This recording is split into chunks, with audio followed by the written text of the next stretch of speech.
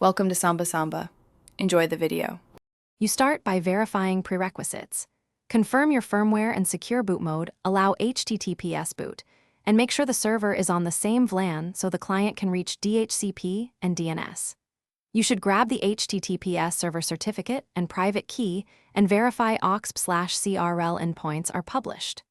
Once done, reboot into firmware setup, enable network stack and HTTPS boot, then point the boot entry to your server URL. This gets you into the configuration phase quickly.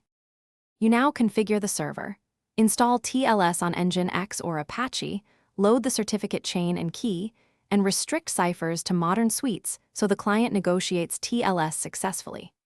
Make sure the boot file is served with the expected content type and signed as required by the firmware, and that any necessary cores or headers are present.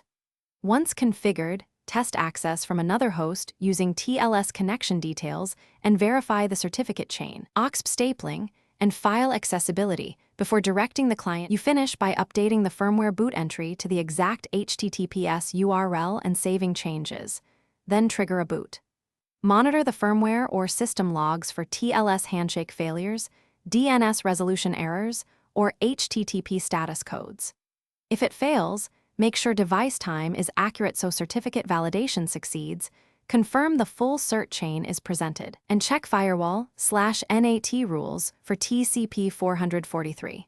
One key troubleshooting tip: enable packet capture on the path to confirm.